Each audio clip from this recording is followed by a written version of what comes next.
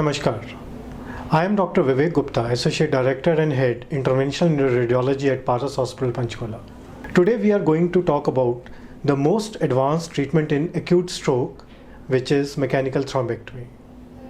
So stroke होता क्या है?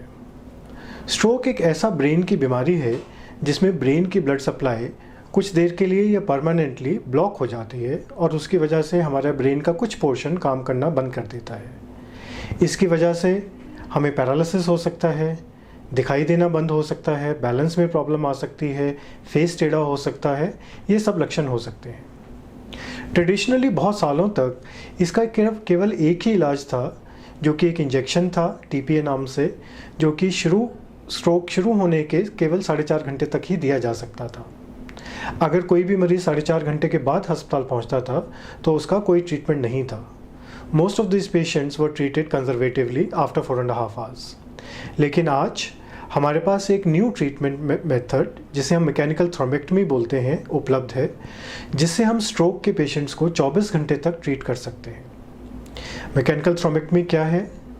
मैकेनिकल थ्रोम्बेक्टमी एक मिनिमली इन्वेजिव सर्जरी है या प्रोसीजर है जिसमें हम टांग के ऊपरी हिस्से में एक बहुत ही छोटा सा 2 मिलीमीटर का छेद करते हैं। उसके माध्यम से बहुत ही बारीक वायर्स, गाइड वायर्स और कैथेटर्स को ब्रेन के अंदर उस जगह तक ले जाते हैं जहां पर खून की सप्लाई ब्लॉक हुई है या जहां पर क्लॉट पड़ा है।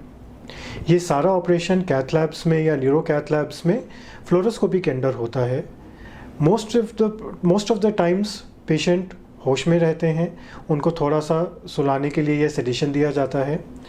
एक बार जिस क्लॉट के वाली साइट पे पहुंचने के बाद हम एक सोफिस्टिकेटेड स्टेंट के माध्यम से, जिनको स्टेंट रिवर्स बोलते हैं, उस क्लॉट को पकड़कर दिमाग से बाहर निकाल सकते हैं। जैसे ही वो क्लॉट दिमाग से बाहर निकलता है, स्ट्रोक ख़त्म हो जाता है और ब्रेन धीरे धीरे रिकवर करने लगता है।